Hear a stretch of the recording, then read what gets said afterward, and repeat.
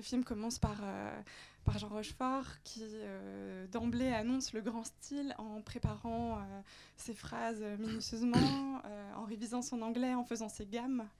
Et on a déjà toute la charpente du film qui provient d'un lourd travail d'écriture, j'imagine. Absolument. C'est très intéressant parce que vous avez parlé de style, et le style, encore une fois, on en revient à la langue. Le style, c'est la langue d'un film. J'ai beaucoup de mal à aimer un cinéaste qui n'a pas de style. Je trouve que sans style, il n'y a pas de cinéaste, il n'y a pas de film.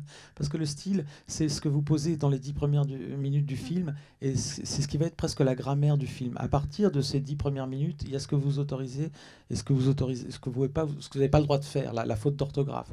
Et c'est dans cet alphabet que vous posez, dans cette grammaire que vous posez dans les 10 premières minutes, que vous installez le film, et qu'à partir de ce moment, il y aura audace ou facilité, il y aura invention ou il y aura convention, vous voyez. Et donc ça, c'est extrêmement important, qu'il y ait un langage et un ton et presque un accent, on pourrait dire, dans un film. Alors moi j'aime beaucoup les expositions parce qu'elles servent aussi à ça, à poser le style du film. Et là on en revient à ce que je vous disais tout à l'heure, j'ai lu comment écrire un scénario, et donc le mec au début il dit il faut une exposition, dans une exposition les personnages doivent se présenter. Par exemple dans Casablanca, il y a Bogart qui arrive à la frontière, et les douaniers qui le connaissent très bien mais ne l'aiment pas lui disent pourquoi vous venez, comment vous vous appelez. Il y a une espèce de petit harcèlement comme ça pour l'agacer, mais en même temps ça crée une scène, et c'est ce qui permet au spectateur de comprendre de savoir comment s'appelle Rochefort, j'allais dire Bogart, qui il est, etc., etc. Donc on a une petite scène, mais qui est une scène utile. Et à partir de là, j'ai eu cette idée de ce mec qui apprend l'anglais, etc. Et puis après on étire, on s'amuse, il y a tout fly avec le personnage qui tombe, etc. Il faut que j'écris ce film quand j'avais 23, 24 ans. Par exemple, depuis, je me méfie énormément des mots d'auteur. Moi, on me parle souvent d'Audiard, mais je ne suis pas un grand fan d'Audiard.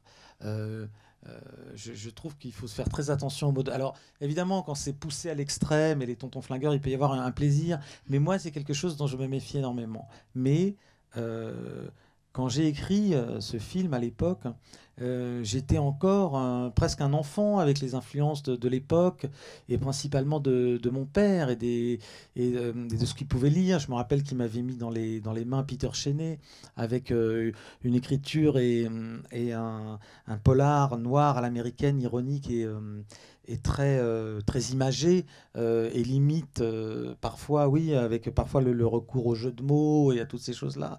Il y avait bien entendu pour cette génération-là, moi qui avais aussi un père âgé, oui, tout ce cinéma-là, Audiard. Et ensuite, moi, il m'a amené à d'autres choses. Il m'a amené au cinéma italien, et je suis arrivé un peu à la comédie américaine. Mais si vous voulez, ce film, c'est ce que je vous disais tout à l'heure, c'est un film un peu indécis. Il y a toutes ces influences. Il y a ce que je voyais enfant, ce que je lisais enfant, le plaisir de cette langue-là, de ce que vous évoquiez, et de ces auteurs-là. Et puis aussi, tout doucement, la découverte du cinéma, du style, de la langue. C'est pour ça que c'est un film qui peut avoir ça de touchant, au fond. C'est ses maladresses. Le remake a beaucoup été acheté, et puis ils n'arrivaient jamais à le faire. Et moi j'ai compris, mais ils n'arrivent pas à le faire parce qu'il est raté, c'est son charme peut-être. Et non, mais je veux dire par là qu'il y a quelque chose d'un peu boiteux à plein d'endroits. Et c'est les Anglais qui ont su un petit peu s'emparer de ça. Mais, tout ça fait un charme fou oui, du personnage qui propose... Comme ils disent dans Ordre de Prix, c'est ce qu'on dit à quelqu'un quand il n'est pas beau, qu'il a du charme. Non, vous voyez, c'est pas moi. En tout cas, je vois, c'est marrant parce que j'ai jamais pensé à ça, mais c'est évident.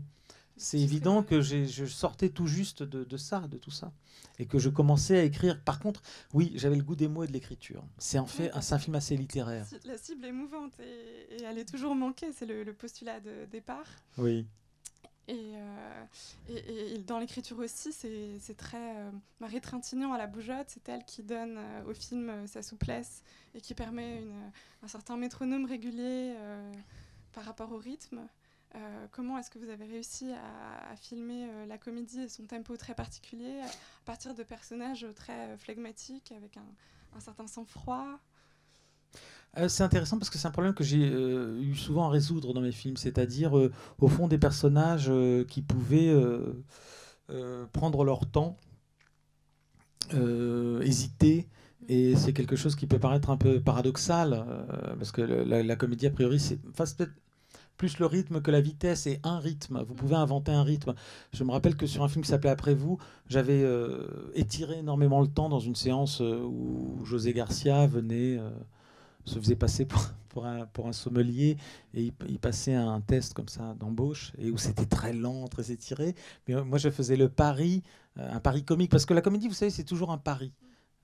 Pendant le montage, vous prenez certains partis, mais vous n'êtes pas du tout sûr qu'au fond, tout ça fonctionnera. Il y a ce côté qui est important dans la comédie, un petit peu trivial. C'est un des seuls genres au cinéma où on doit aussi tenir compte. Il y a cet impératif un peu embarrassant et qui paraît un peu presque vulgaire, mais c'est l'efficacité. L'efficacité comique, elle est nécessaire. Et donc, moi, j'ai toujours été très obsédé par ça, aussi bien quand j'écris, avec les dialogues, que quand je monte et que je réinvente, si vous voulez, presque le jeu des acteurs à ce moment-là. Par exemple, je crois peu à la direction d'acteurs, je crois au réajustement. Et là, je regardais, il y a plein de choses que j'aurais dû faire, que j'ai pas réussi ou osé leur dire parce que ça va pas. Mais bon, c'est le début. Mais voilà, on réinvente un tempo et on... Et précisément, quelle était la part d'improvisation? Parce que j'ai non. entendu que Jean Rochefort avait tenu à jouer avec un corset. Mais c'est parce qu'il avait du ventre, hein, c'est tout. Ah lui, il disait parce qu'il faut que le personnage ait un peu de raideur. Mais... c'est intéressant, le cinéma, c'est aussi beaucoup ça. Hein. Après, on théorise vachement sur les lacunes ou sur les défauts. Je tenais absolument à ce que les dialogues sonnent faux. Ah oui, c'est intéressant. J'essaye de faire rire, vous voyez, d'avoir une efficacité comique et qu'elle soit pas embarrassante. Il faut toujours qu'il y ait quelque chose d'un petit peu stimulant intellectuellement, de pas écraser le spectateur avec. Donc, au fond, le hors-champ, c'est comme l'ellipse. C'est ce que le spectateur ne voit pas, ce qu'on suggère et qui stimule son imagination. Et donc, on en revient à l'échange. C'est quelque chose qu'on fait naturellement, ou en tout cas, c'est quelque chose vers lequel on tend, parce que c'est plus jouissif, parce que tout est plus agréable, tout est plus... N'importe quel plaisir, quel qu'il soit, même un plaisir physique, il est toujours plus stimulé, plus puissant et plus fort, et plus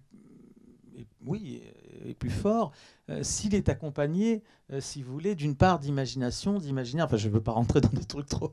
Mais c'est simple, c'est aussi simple que ça. Il y a un plaisir qui vient aussi de ça, de savoir ce qui se passe hors champ, de deviner, de parier sur ce qui va se passer hors champ et d'être ou pas déçu, ou d'être encore plus surpris que par ce qu'on attendait. C'est le principe même de la comédie. Après, ou de l'humour, c'est l'inattendu, la surprise et la connivence.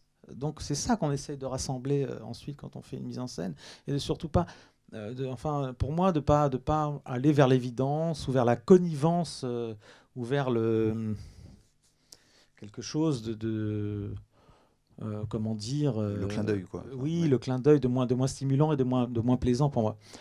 Et cible émouvante, donc on avait une certaine somme d'argent, pas grand-chose pour l'époque, et il me dit, voilà Pierre, il y a un problème avec la scène de l'accident, parce que normalement la Mercedes dérapait, et ça c'est vraiment intéressant, parce que c'est ça aussi la mise en scène, c'est la contrainte. Moi j'ai vraiment une théorie là-dessus, que je vous dirai, que je vous donnerai, enfin que je vous... C'est quoi le bon mot? Vous qui êtes vachement... que je vous révélerai après. Donc il me dit, il n'y a pas assez d'argent pour avoir 2 Mercedes, on ne peut pas planter la Mercedes et en faire venir une autre. Oh, j'ai décidé, je me disais, merde, le cinéma, on ne peut même pas avoir 2 vieilles Mercedes et tout. Et donc, il me dit, il faut trouver quelque chose pour l'accident quand les deux poursuivent Marie et Guillaume et Jean. Alors, j'ai une idée. Je lui dis, voilà, j'ai une idée. On va avoir notre Mercedes. Et ensuite, si on peut acheter dans une casse une Mercedes déjà toute cassée, est-ce que ça, c'est possible? 300 francs. À l'époque, c'était des francs. Il me dit, oui, très bien. Et donc, au fond, l'idée, c'était ça. C'était... on filme la Mercedes, elle va hors champ pour vous faire plaisir, et on reste sur la poussette. La poussette avance tout doucement, cogne le trottoir, ça fait un bruit énorme, on entend un truc d'accident, et là je panote et j'ai ma Mercedes déjà cassée.